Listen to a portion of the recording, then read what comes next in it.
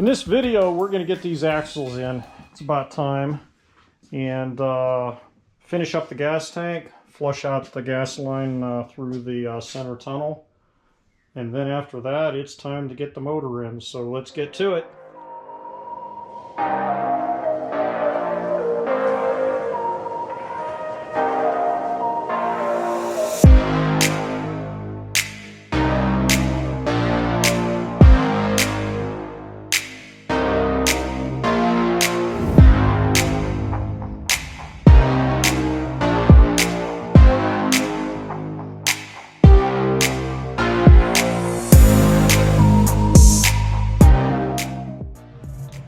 Both axles are in, all the bolts torqued down on both sides.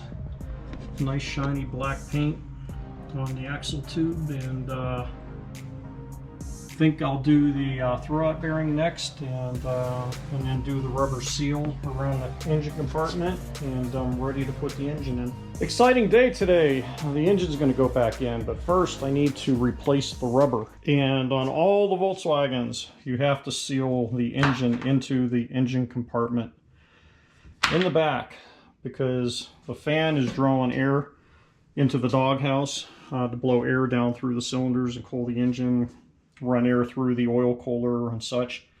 And you need to make sure that there's a seal all the way around here and around the front to seal the air, so the hot air doesn't come back up into the engine compartment and get recirculated and then cause overheating. So I need to get this seal in.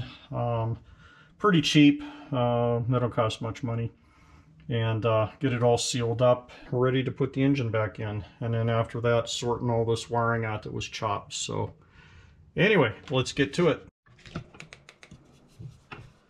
Seals are in. I didn't record this because too much cussing and swearing. Someday you feel like it, go ahead and replace these rubbers in here, because it is a biatch to do. So, but anyway, got it done. Get the car lowered, and it's time to put this motor in. And we'll do a time warp on the motor install. I often have a lot of friends coming over and asking what are my labor rates. Here you go.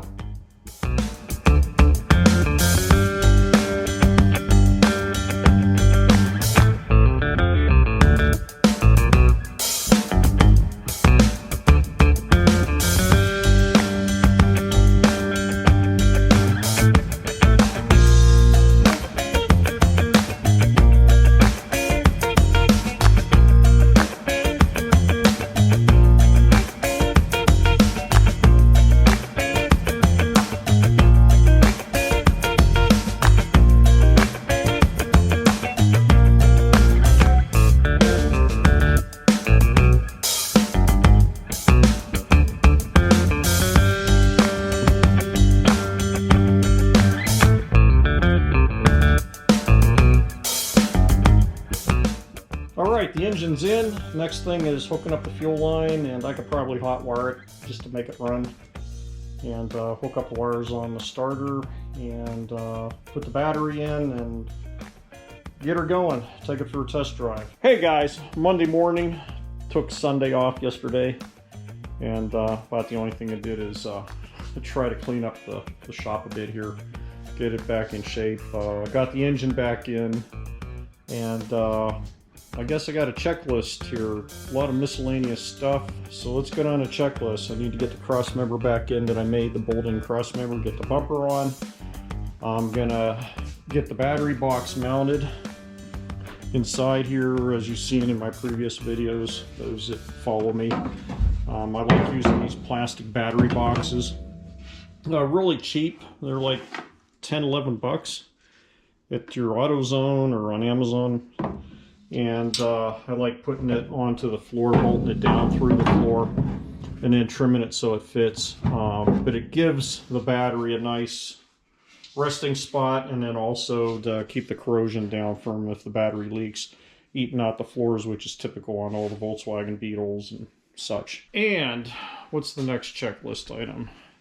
Pedals are all done, brakes are all done. I got the gas tank sitting in. I need to get some hoses for the gas tank, get the vent connected.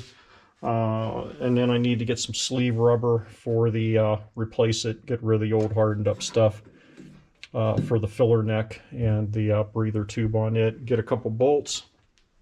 Connect the fuel line up underneath the car. And I'll have fuel, I have brakes, I have steering.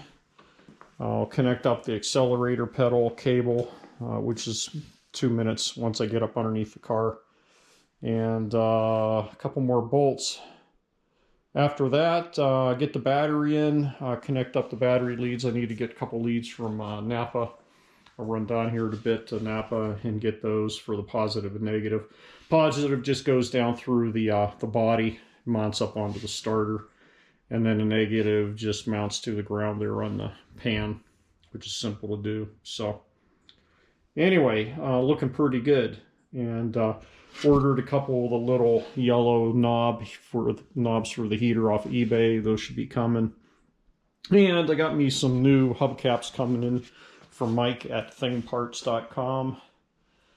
And those should be in too, so I'll have some nice shiny new hubcaps on here. But that's about the checklist. Oh, and then after that, I need to... Lost the key, I guess. Who knows where the key was at 40 years ago.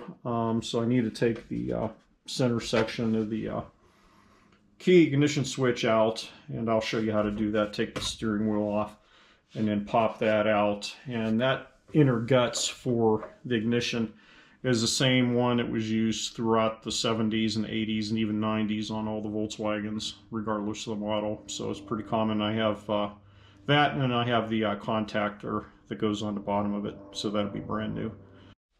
So now the checklist is done. Let's get to it. I got all my parts in from my trip to Napa and Lowe's, all my bolts, everything I need to go. So I think I'm going to go into a lot of time warp mode on my GoPro here. So here's the fuel line on the bottom of the tank connected, ready to go. And I like using heavy-duty metal fuel filter right at the bottom.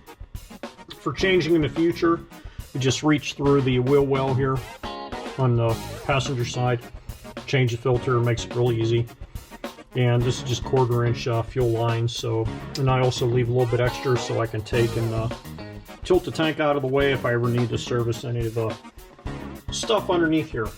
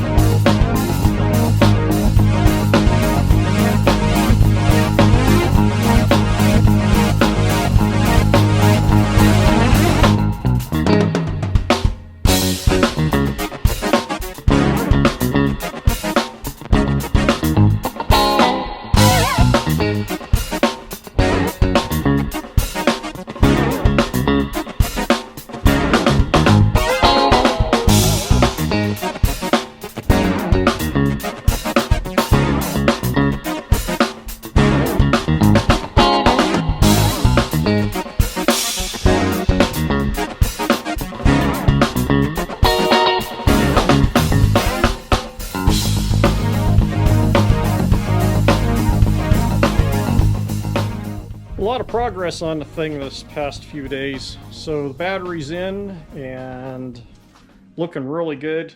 So next step is to replace the ignition key switch.